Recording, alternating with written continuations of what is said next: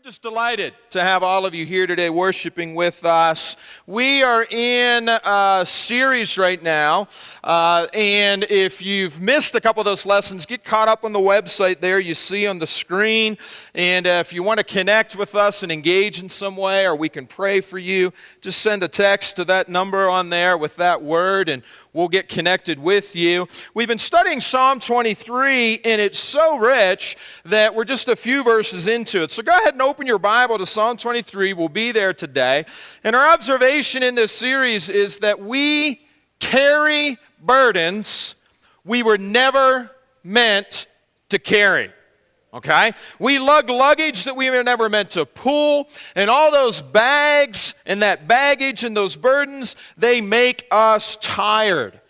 And they prevent us from living the life to the full as God imagines. And so our goal in this series is to get rid of and shed those bags and begin traveling lighter in life, more free, more unburdened. And the last time we were together, we looked at the two twins. These twin burdens, they kind of go together. When we have a small God, then we take on the burden of self-reliance and trying to figure things out on our own. And one kind of feeds the other in a bad way.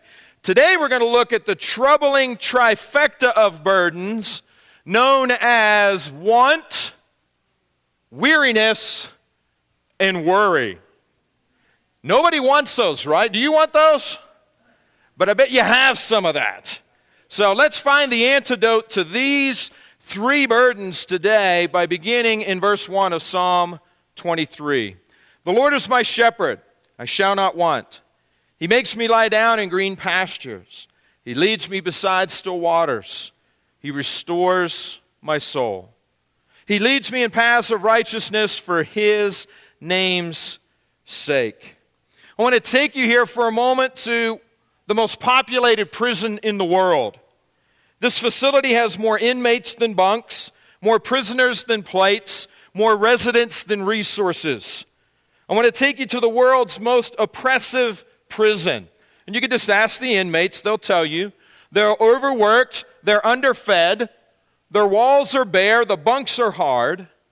No prison is so populated as this one. No prison is so oppressive as this one, and what's more, no prison is so permanent. Most inmates never leave, they never escape, they never get released, and they end up serving a life sentence in this overcrowded, under-provisioned facility. You may wonder, what's the name of the prison? Well, the name of that prison is want. The prison of want. You've seen her prisoners, they're all in want. They want something bigger, they want something better, nicer, faster, thinner. They want. Now they don't want much, mind you, they just want one thing. One new job, one new car, one new house, one new spouse. They don't want much, they just want one. And when they found that one, they'll be happy. And they're probably right. They will be happy when they have that one. They will leave the prison, but then this happens. The new car smell passes quickly. The new job gets old. The neighbors buy a larger television set. The new spouse has bad habits. The sizzle fizzles, and before you know it, another ex-con breaks parole, and he ends up right back in jail in the prison of want. Are you in prison today? Here are some ways to tell. You are in prison if you feel better when you have more and worse when you have less. You're in prison if your joy is one delivery away, one transfer away, one award away, one makeover away. As one author writes, if your happiness comes from something you deposit, drive, drink, or digest, then face it, you're in a prison of want. That's the bad news. In this prison of want, you are carrying the burden of discontent. Now, the good news is you can have a visitor come to you in prison, and your visitor has this message, and the message is you can be paroled. And so if you had that news and were in prison, you'd want to make your way to the receiving room, take your seat in the chair, look across the table. And in this case, looking across the table, you would look at the psalmist David. And he would motion for you to lean forward. And he would lean forward and he'd say, I have a secret to tell you. I have the secret to satisfaction. And he would share Psalm 23, verse 1. The Lord is my shepherd. I shall not want. David has somehow found the pasture where discontent goes to die. It's as if he's saying this: what I have in God is greater than what I don't have in life. What I have in God is greater than what I don't have in life. Do you think maybe you and I could learn to say the same thing? Think for a moment about the things you own. Think about the house you have, the car you drive, the money you've saved. Think about the jewelry you've inherited, the stocks you've traded, the clothes you've purchased. Envision all that stuff, and then let me remind you of two biblical truths. Number one, your stuff isn't yours. Ask any coroner, any embalmer, any funeral home director, have a chat with J.R. Pinion after service today. No one takes anything with them. When one of the wealthiest men in history, John D. Rockefeller, died, his accountant was asked this question: how much did John D. Rockefeller leave? The accountant's reply was, all of it.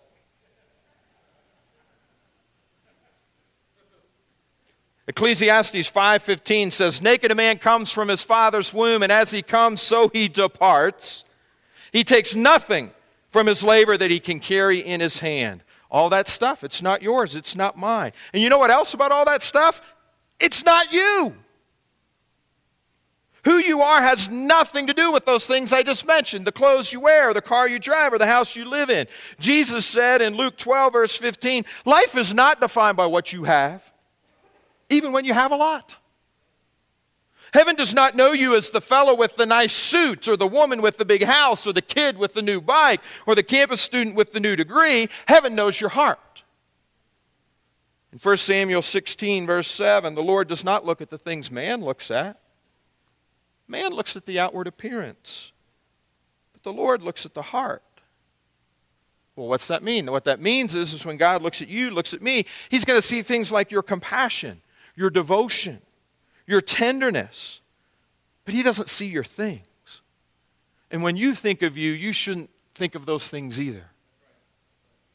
You define yourself by your stuff, and you'll feel good when you have a lot and bad when you don't. Contentment comes when we can honestly say with the Apostle Paul in Philippians 4:11, I've learned to be satisfied with the things I have. I know how to live when I'm poor. I know how to live when I have plenty. There's a brother in our fellowship in a sister church that can say those words, probably better than any of us here can. At the age of 32, he was diagnosed with multiple sclerosis. Over the next couple decades of his life, that disease would cost him his career, his mobility, and eventually it's going to cost him his life. Because of MS, he couldn't feed himself or walk. He battled depression, battled fear. But through it all, that brother never lost his sense of gratitude. And evidence of this was seen in his prayer list. When friends in the congregation in his church asked him to put together a list of requests so they could intercede on his behalf, here's what his response was. His response was 18 blessings for which to be grateful and 6 concerns for which to be prayerful. His blessings outweighed his needs by 3 times. This disciple had learned to be content. Let me ask you, are you hoping that a change in your circumstances will bring a change in your attitude? If so, you're in prison, and you're in need of learning the secret to traveling light. What you have, David said here in verse 1, in your shepherd is greater than what you don't have in this life. What's one thing you believe that's separating you from joy? Or maybe another way to ask it, I'll be happy when, and fill in the blank. When I'm healed, when I'm promoted, when I'm married, when I'm single, when I'm rich? How would you finish that statement? Now, if you have an answer in mind there, then let me ask this additional question. If that ship never comes in, if that dream never comes true, if that situation never changes, could you be happy? If not, then you are sleeping in a cold cell of discontent. You're in prison. You're in want. And you need to know that you have a shepherd that can swing wide open the doors. You have a God who hears you. You have the power of Jesus' love behind you. You have the Holy Spirit, if you're a disciple, within you. You have all of heaven ahead of you. Author Philip Yancey says, if you have the shepherd, you have the grace for every sin, direction for every turn, a candle for every corner, and an anchor for every storm. You have everything you need. So you don't need to want. Who could take these things from you? Can leukemia infect your salvation? Can bankruptcy impoverish your prayers? If a tornado came and took your earthly house, will it touch your heavenly home? And consider our position in Christ. Why would we clamor for prestige and power? Are we not already privileged to be a part of the greatest work in history? I love this. According to Russ Blowers, who's a minister in a church in Indianapolis, he was asked to attend a Rotary Club meeting. And he knew he would be asked, hey, what do you do for work? Like many people are when they're in those types of social situations. Hey, what do you do for work?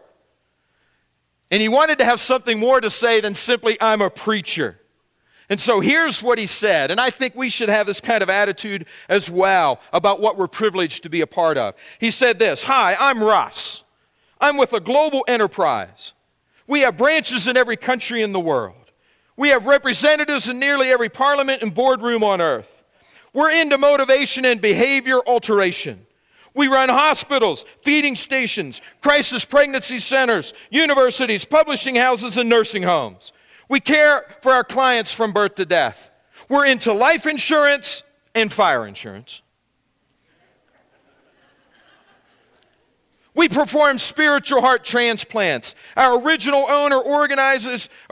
organizer owns all the real estate on earth and an assortment of galaxies and constellations. He knows everything, lives everywhere, and our product is free for the asking. And by the way, there won't be enough money to buy it. Our CEO was born in a hick town, worked as a carpenter, didn't own a home, was misunderstood by his family and hated by his enemies, walked on water, was committed to death without trial, arose from the dead, and I talk with him every day. And can't you and I say the same thing? And if we can say that same thing, we don't have a reason to be discontent. A man once went to a minister for counseling. He was in the midst of a financial collapse. I've lost everything, he said. Oh, I'm so sorry, the minister said, that you've lost your faith. No, the man corrected him. I haven't lost my faith. Well, then the minister said, well, then I'm sad to hear you've lost your character. Well, I didn't say that, he corrected. I still have my character. To which the minister replied, well, I'm so sorry that you've lost your salvation. No, that's not what I said, the man who had undergone the financial class, objecting. I haven't lost my salvation.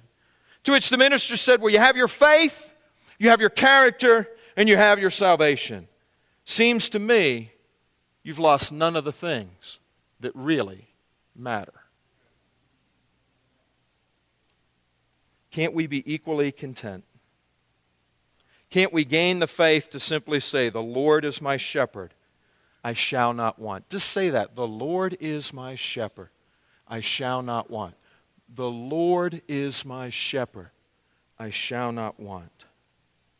And as we say that, I believe the jail doors of our want will open. That's one burden. But what's the second in our troubling trifecta of burdens? It's weariness, and here's the cure. It's weariness, And the cure is in verse 2. He makes me lie down in green pastures. I'm going to give you a consequence of this burden, and I want you to guess the specific cause. It afflicts 80 million Americans and is faulted for 38,000 deaths a year. The condition annually costs the U.S. $70 billion worth of productivity. Teenagers suffer from it. Studies show that 64% of teens blame it for poor school or campus performance. Middle-agers face it. Researchers say the most severe cases occur between ages 30 and 40.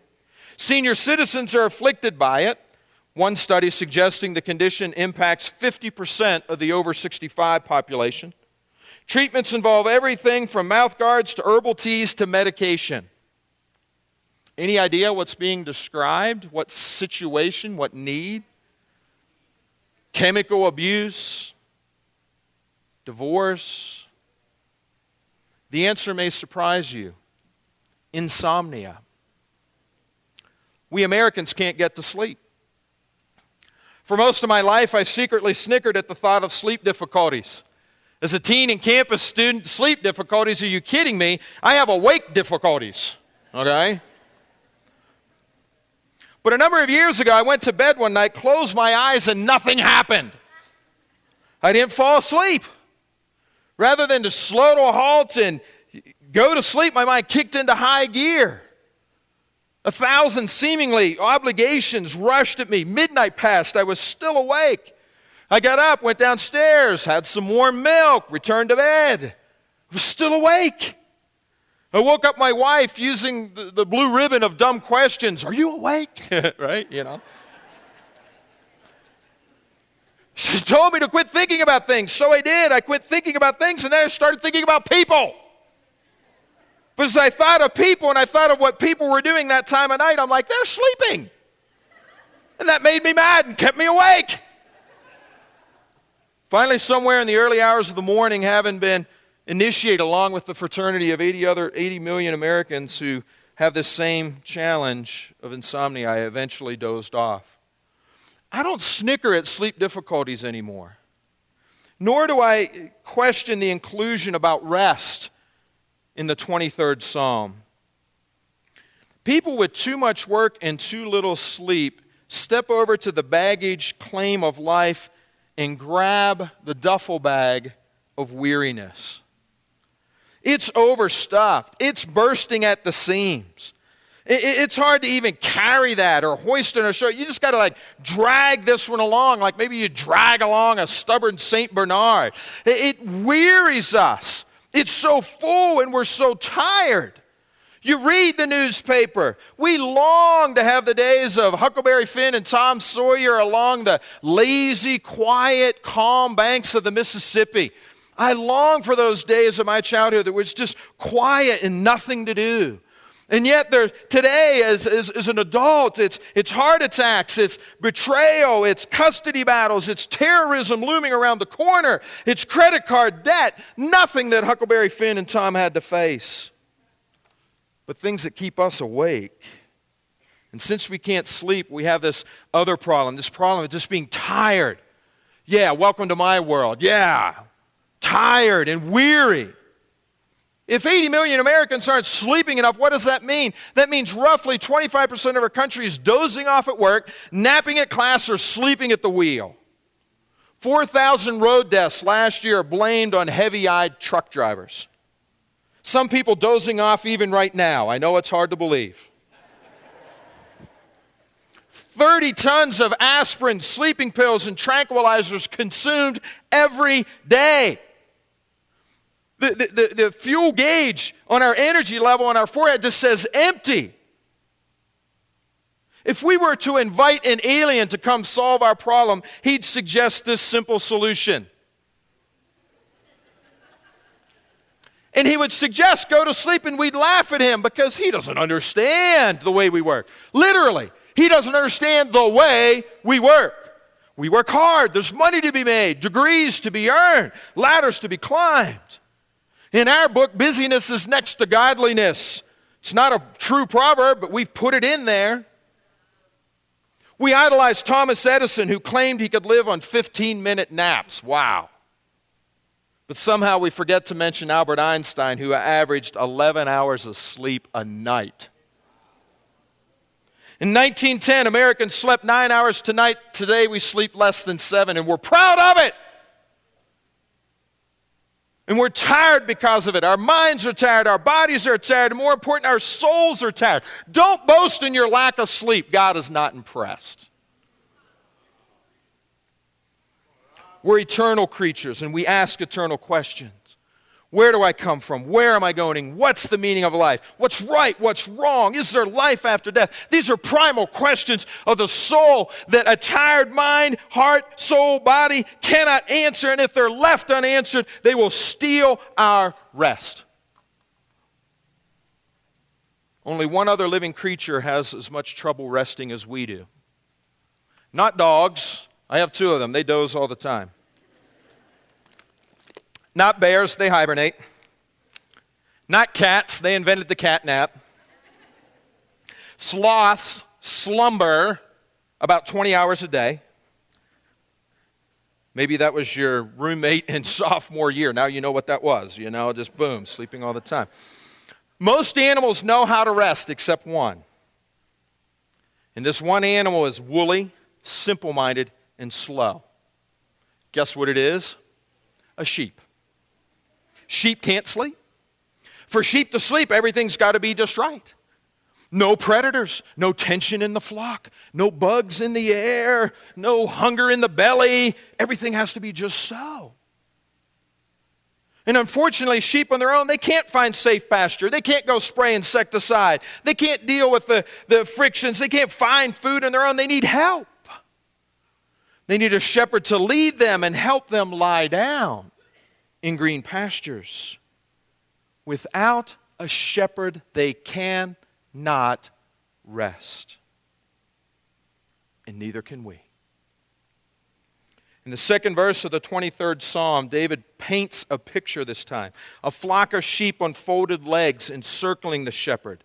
Bellies nestled deep in the long shoots of grass. A still pond, perhaps, off to one side. The watching shepherd on the other. And so he says, He makes me lie down in green pastures. He leads me beside still waters. The shepherd's job is to prepare the trail and the pasture. The sheep's job is to watch the shepherd. Isaiah 26:3 says, You will keep him in perfect peace whose mind is stayed on you, Lord. Let me show you something. See the screen? What do you see? Blank white screen. Now what do you see? You see a dot. All right, now that you see a dot, can you not see a dot? You can't not see it now because it's there. That little dot in the middle eclipses and kind of takes over the white space. And that's what happens to us. We see the waves of water rather than the Savior in his white and light and beauty walking among us. We focus on the paltry provisions rather than on the one who can feed 5,000 hungry people. I think David would say, God is saying, hey man, change your focus and relax. Get your eyes on the shepherd and rest. Maybe even change your schedule and rest. The other day I heard in the radio a story about a woman who met a friend at a restaurant for coffee. The two drove into the parking lot at this establishment at the same time. When the one woman was stepping out of her car, she saw her friend waving to her from, a few rows away in the parking lot. She thought she was maybe saying something, but she couldn't hear a word. There was a jackhammer pounding pavement in that parking lot.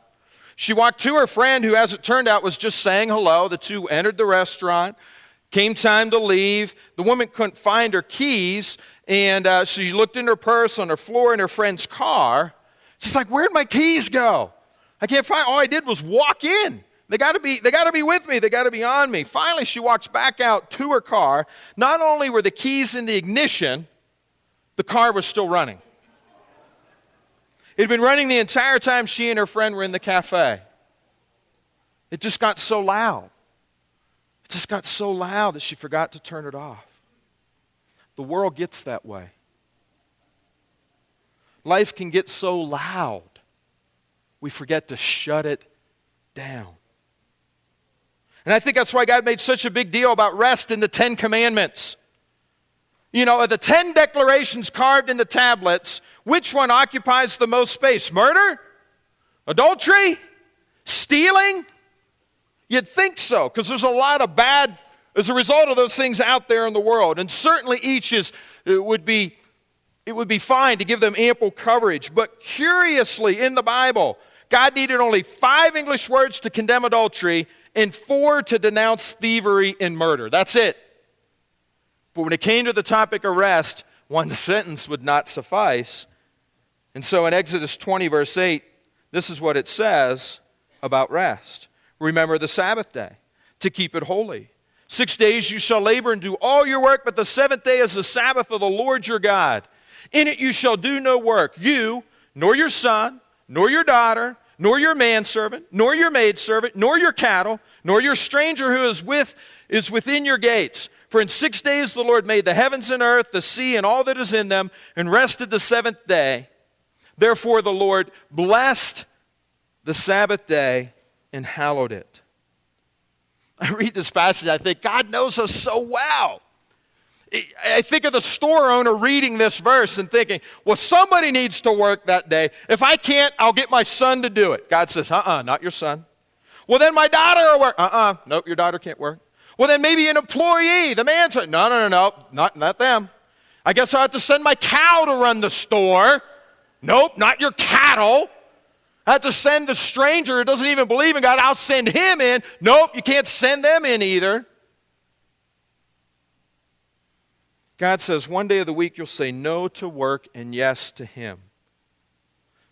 I appreciate that there are still a few businesses left that don't make their employees work on Sunday. Hobby Lobby, Chick-fil-A. Because God's saying, sit down already and rest. But we object. Who's going to run the store? What about my grades? I've got a sales quota. And we got one excuse after another, after another, after another. And it's like, whoa. God silences them all. It says, in 6 days the Lord made the heavens and the earth, the sea, and all that is in them, and rested the 7th day. God's message is plain. If creation didn't crash when he rested, it won't crash when you rest. It's not my job or your job to run the world. Slow down. God might just heal you of what's ailing you. Bring some rest to your mind, to your body, to your soul, and put you in some green pastures. Green pastures are not the natural landscape of Israel. I had a chance to visit Israel, and it kind of looks like this. Shrub brush, rocks everywhere, nothing's really thriving. It's not particularly green. That's just what it looks like, where David was running around and the countryside for him. It's white, it's parched. To get the green pasture in Judea, it always requires the work of a shepherd. The shepherd needs to come in and clear out the rocks and remove the little bushes that are of no nutrient value. Needs to provide some kind of irrigation for it. So it begins to look a little bit more like this. That's the work of a shepherd. And he guides them to the water because they wouldn't figure it out on their own. The stumps are out. The brush has been burned. The rocks have been removed. And now the sheep can graze for the shepherd. Such are the works of your shepherd and my shepherd. When David says he makes me to lie down in green pastures, he's saying, my shepherd makes me lie down in his finished work. Jesus tears out the thorny underbrush of condemnation in our lives. Jesus pries loose the huge boulders of sin in our lives. With Jesus' pierced hands, he created this pasture for our soul.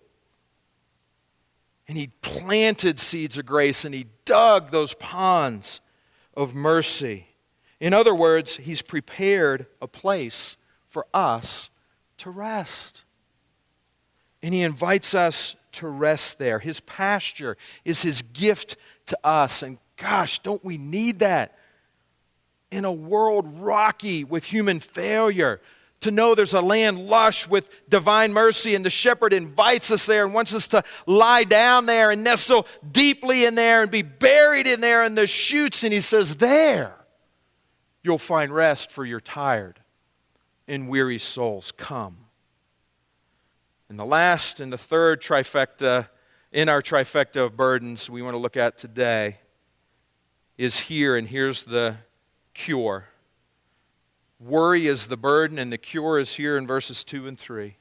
He leads me beside still waters. He restores my soul. He leads me in paths of righteousness for his name's sake. So the third burden is worry, and the clue to the cure is here. Envision these situations. Your 10-year-old son is worried. He's so anxious he can't eat. He's so worried he can't sleep. As a caring parent, you ask, what's wrong? And he shakes his head and moans, I don't even have a pension plan. Or perhaps your 4-year-old is crying in bed. What's wrong, sweetheart? She whimpers, I'll never pass college chemistry. Or your 8-year-old's face is stressed out. I'll be a rotten parent. What if I set a poor example for my kids? If you're a parent and have a child that shared that with you, how would you respond to those statements? Besides probably calling a child psychologist, right? Your response would be something probably like this. You're too young, honey, to worry about these things. When the time comes, you'll know what to do. It'll all work out. Now, fortunately, most kids don't have those thoughts. But unfortunately, we adults, we got lots of those thoughts. Worry is the burlap bag of burdens. And it's overflowing with what ifs and hows. It's overflowing with what ifs and hows. What if it rains at my wedding? How will I know when to discipline my kids? What if I marry a guy who snores? How will we pay for our baby's tuition? And this one, I love this one. What if, after all my dieting, they learn that lettuce is fattening and chocolate isn't?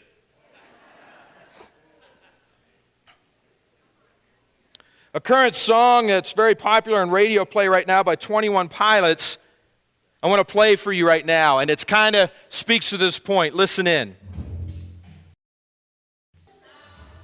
Yeah, we all know that.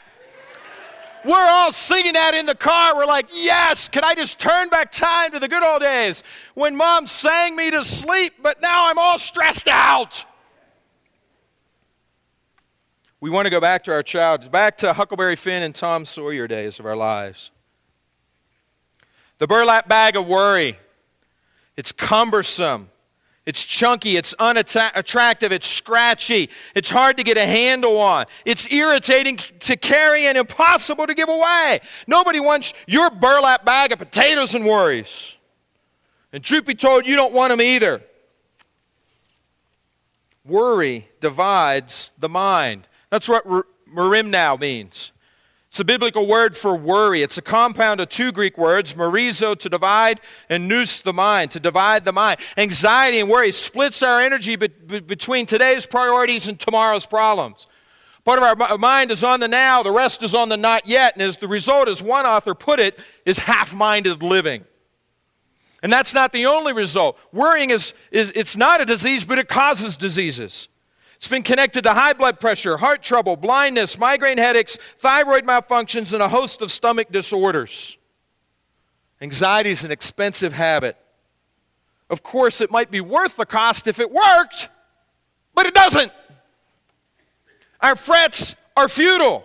Jesus said you cannot add any time to your life by worrying about it. As one commentator put it, worry has never brightened a day, solved a problem, or cured a disease. So how do we deal with anxiety? Here's one idea I kind of like. You might try what this fellow did. He worried so much, he decided to hire someone to do his worrying for him. That's a cool idea. I like that. He found a man who agreed to be his hired worrier. Wow, for a salary of $200,000. Costs a lot. After the man accepted the job, his first question to his boss was, where are you going to get the $200,000 a year? To which the man's boss responded, that's your worry now.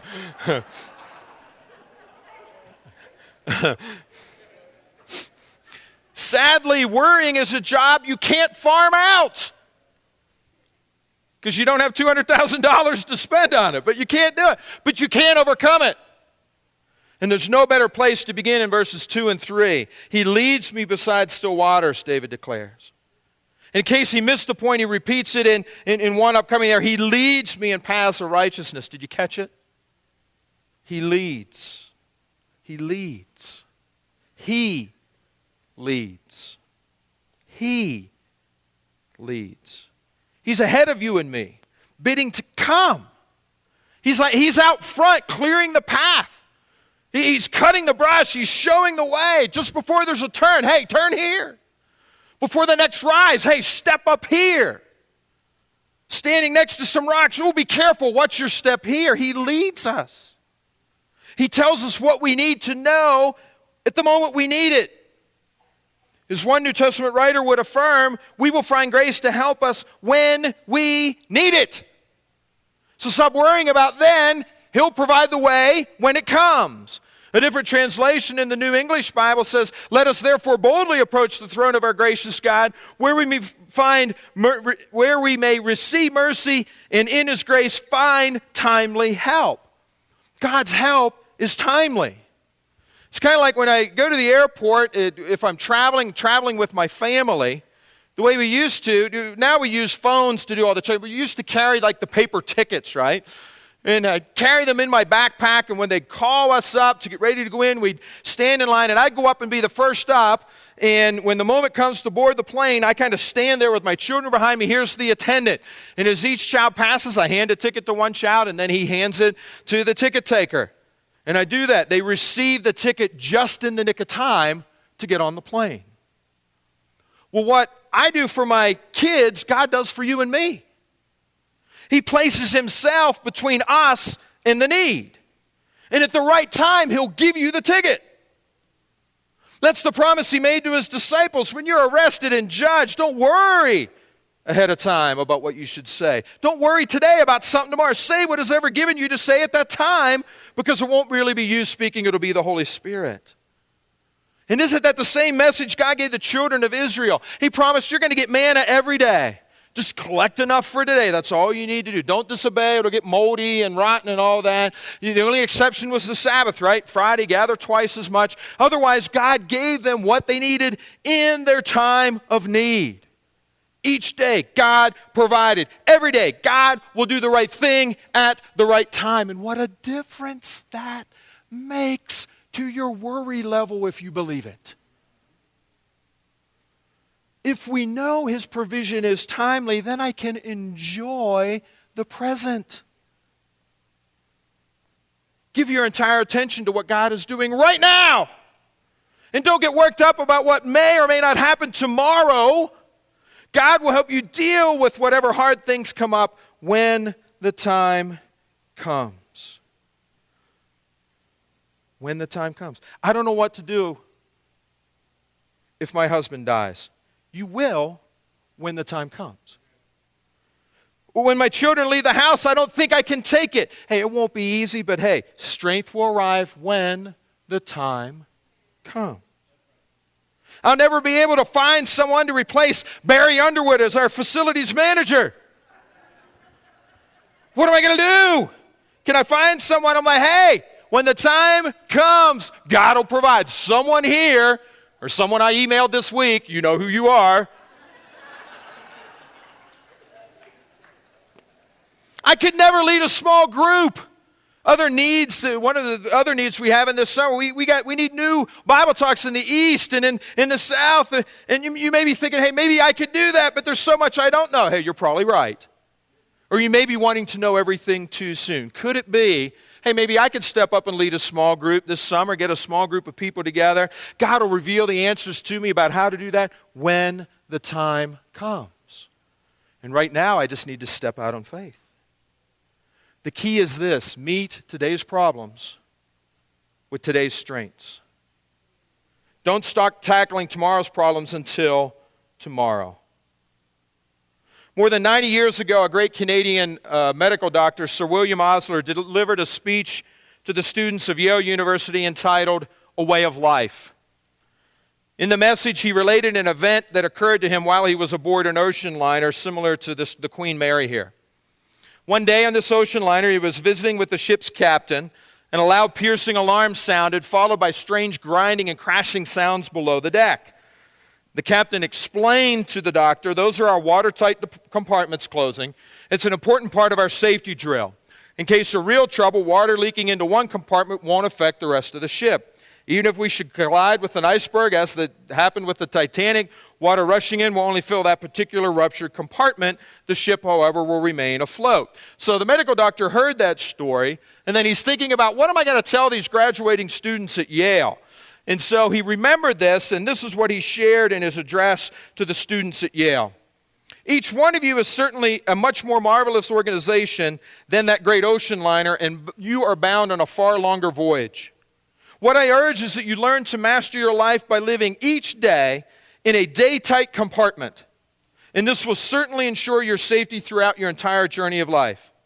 Touch a button in here at every area of your life, the iron door shutting out the past, the dead yesterdays. Touch another button and shut off with a metal curtain the future, the unborn and anxious tomorrows. Then you are safe for today. Think not of the amount to be accomplished, the difficulties to be overcome, but set earnestly at the little task near your elbow, letting that be sufficient for the day. For surely our plain duty is not to see what lies dimly at a distance, but to do what lies clearly at hand."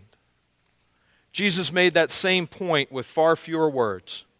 Don't worry about tomorrow, because tomorrow will have enough worries of its own. Each day has enough trouble of its own.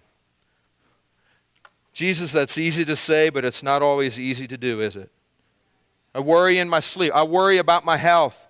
My parents, one of them had diabetes, another heart disease. My dad went blind in his later life. I worry about paying for my kids' education. I worry about difficult conversations I need to have. I worry about things. And recently once, I tried to put this into practice when I woke up worrying at night with some of those thoughts and just told me, "Don't worry about tomorrow. Rob, just don't worry about tomorrow." You know what? I dropped the burlap sack of worry. It was awesome. Why let tomorrow's imaginary problems wreck my sleep tonight? I can't prevent any of those diseases by staying awake. I'm not postponing the affliction. So I did the most spiritual thing I could have done. I went back to sleep.